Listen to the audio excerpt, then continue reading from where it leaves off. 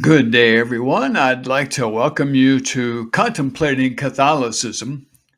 Today, I'd like to talk about the sacrament of marriage, and I'll get into the sacramental part of that a little bit later. But my wife and I will be celebrating our 48th year of marriage this year in July 23rd. 48 years. And one of the best decisions that I made was marrying my wife.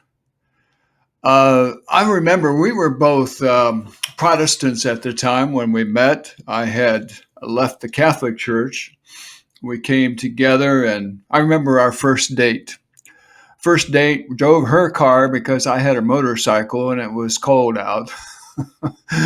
But praying together with her in her parents' driveway, the Lord was there in a special way. And I've only had that happen a couple of times in my life where there was just this vivid awareness of the presence of the Lord. And it was as if you were in his actual presence, even though we know we're always in his presence. But he manifested himself to us in an unusual way. And it was like a confirmation to me, this is the one that I have for you. And he's right. It's been great. But I remember when I first had to ask for her hand in marriage from her father. He worked for the police department, and I don't know if I always made a good first impression on him anyway, because the first time he saw us, I had long hair, and his daughter was on the back of my motorcycle, and I rode up onto the lawn. And so I was kind of doing this, asking for her hand with some fear and trepidation. But I finally worked up the courage, and I said something. I don't remember all the particulars, but then I finally said, I would like to marry your daughter with your permission. And he looked at me with kind of a stern look, and I don't know what he was going to say next. So he finally said, whatever turns you on. And she's turned me on ever since. But it was the beginning. Of course, then we had to do all the planning for marriage and all of that. And we were married in a United Presbyterian church where I was a youth pastor at the time. And went through the ceremony there and had relatives in. And I remember we were having the reception in the church too. So many on my side of the family drank alcohol. We were typical Catholics in some ways. So my parents, we had a reception there at the church, but they also opened their home afterwards, and we had alcohol there and had a celebration with the Ranley side of the family. But the Protestant ceremony, of course, is different than the Catholic ceremony when it comes to marriage. Catholics view marriage as a sacrament. And in a Catholic marriage, the marriage vows are said in the context of a Mass. That's not done in the Protestant church. I married many Protestants in the Protestant church, and I still have my old book that I used. It's a little worn now. But in the book, you do the typical vow thing. I blank take thee blank to be my wedded wife, to have and to hold from this day forth, for better, for worse, for richer, for poor, for sickness and in health. Most of us know those words. To love and to cherish till death do us part, and according to God's holy ordinance. Here, the word ordinance is used, which is a different understanding than the Catholic understanding of sacrament. A sacrament is God using some kind of a symbol, using the words of Christ to bring together the union with what God is doing and whatever the sacrament is. For instance, in baptism, you have water as a symbol in one sense, but also using the words of Christ, the priest baptizing someone, it does something. It's what we say, it's efficacious. In the sacrament of marriage, we also believe that God does something. This is also true for a Protestant marriage because something that we have in common, both Protestant and Catholic, when it comes to marriage is there's certain things that are done that are common. For instance, there's an exchange of consent. Do you take this person to be your lawfully wedded husband or wife? And then there's this exchange of vows, which I just summarized, where each says to another an exchange of vows. And then there's this, usually there's rings. Rings are used in exchange. They're a symbol of these vows. In one sense, we believe, whether you're Protestant or Catholic, that there's something that God does. And that's basically what we believe with sacraments. It's something that God does in the sacrament. It's interesting. I was looking back at my old book from seminary by Lorraine Bettner on Roman Catholicism, a book that is packed full of all kinds of lies and all kinds of slanted views concerning Catholicism. And his argument for the sacrament of marriage not being sacrament, his whole argument is based on one thing. He goes back to Ephesians chapter 5 and verse 32. And in the Latin Vulgate, in the old Latin Vulgate translation, it says, "This is a great sacrament." And the Greek word is actually the word mysterion, which is the word for mystery. And most translations now will translate it as mystery. This is a great mystery concerning Christ's relationship with the church and how a marriage depicts that. It's a great mystery. Bettner bases his whole argument on the marriage not being a sacrament based on this flimsy little argument.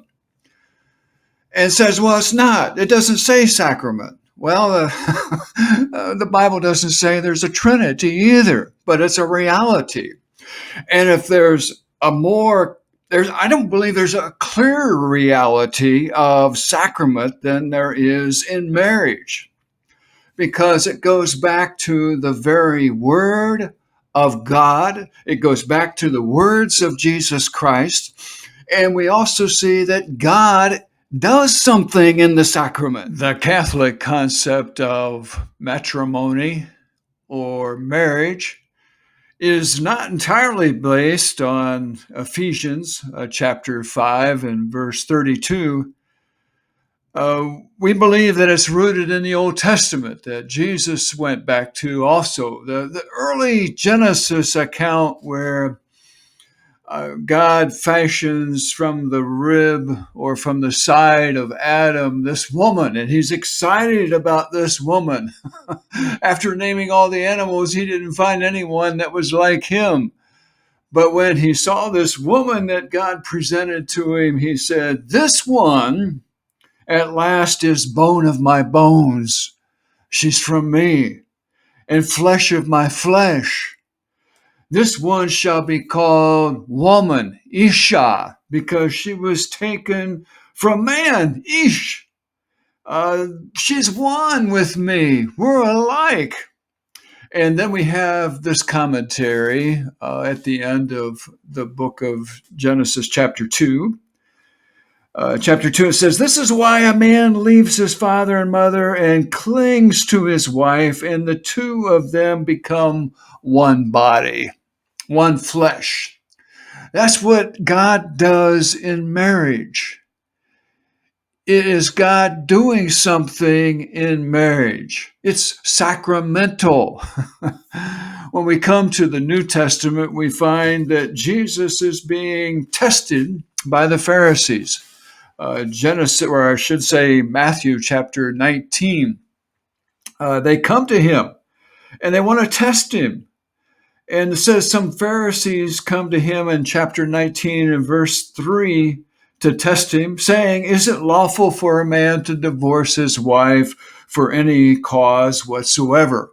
There was a big debate among themselves about how a person or a man could divorce his wife, and some said it was virtually for anything. If she burnt your food, it was a cause for divorce. And there was a debate. But Jesus, what does he do? He goes back to God's original creation. He says, "Have you not read from the beginning? The Creator made them male and female and said, 'For this reason a man shall leave his father and mother, and the two shall become one flesh.'" This is what God does in marriage. Sacramental. Jesus confirms the fact that even though you may have an outward sign in a marriage ceremony, whether that's the vows that are said publicly or there's a giving of rings, there's a symbol on the outside, the inner reality is that God puts the two people together, and what God puts together, let no man put asunder. That's sacrament. You have some visible sign, but you have a reality. In a marriage ceremony, of course, you have commonality among Catholics and Protestants. There's this exchange of rings. There's also this consent that you're doing this freely. There's also the vows that are said. But in the Catholic ceremony, of course, it's in the context of a Mass, because it's what gives it a much deeper meaning in the Mass. I unfortunately missed out on that part of it in our marriage ceremony in the Protestant arena. But a Catholic ceremony is exactly that. There's really two sacraments that are going on in a Catholic ceremony. There's the sacrament of the Eucharist, where there's the consecration. The priest takes the elements of the bread and the wine, and they become the body and blood of the Lord. A sacrament. Something actually happens. It's transubstantiated into the body and blood of the Lord. The bride and the groom have the privilege of partaking of it together at the front, at the foot of the altar. And then there's this other sacrament going on where they become one flesh. It's something that God does. It's real. Both sacraments are real. In a Catholic ceremony, the couple understands that as Christ gave himself for us in sacrifice, they're giving themselves to each other in sacrifice in marriage. A wonderful thing in the context of communion together. I was able to see that with one of our daughters getting married in the Catholic Church, and a wonderful ceremony, and great to see it. A couple is getting ready to do that in our OCIA class, and I'm so excited about them because they're both converts. He was a convert a few years ago, and now his fiance is partaking of the class and learning different aspects of Catholicism. And this is a big one they're learning, that it's a sacrament. Matrimony is a sacrament. And they're going to have a wonderful celebration of their marriage in a few months. A wonderful time to come together and at the same time partake of the body and blood of the Lord as they give themselves to one another. What a great blessing that is. Sacrament, yes, it's a sacrament. Catholic Church recognizes marriages that are freely given in different backgrounds, in Protestant backgrounds. In our case, we were both baptized and we were married in the Protestant church. Many priests will give people an opportunity to receive a blessing from him, a Catholic blessing on their marriage. But that marriage is viewed as a legitimate marriage, even if it's from a Protestant background. And indeed, it's something that God does. God joins us together. I've never witnessed people who are legitimately married who have gone through a divorce, their lives ever being the same. There's something about ripping apart this marriage that has a permanent effect. It affects them, of course, certainly as a couple, as individuals. It affects their children. And it's a target of Satan. If Satan can destroy a marriage, he can destroy society, because society is made up of marriages. Strong families make strong societies. And when marriage falls apart, society falls apart. We certainly are witnessing that around us today. Ask any school teacher, they'll tell you. Anyone that goes through it, it rips your heart out. And many of you have experienced it too. God brings great healing, but it leaves a permanent, indelible mark on you when you go through a divorce. But God's grace is sufficient. What a wonderful gift this is, marriage. If you're married, and don't protect it. Protect it. It's a gift of God. It's a precious gift of God. If you're preparing for marriage, recognize how precious it is. It's a wonderful thing God has given to us. Thank you very much. You have a great day.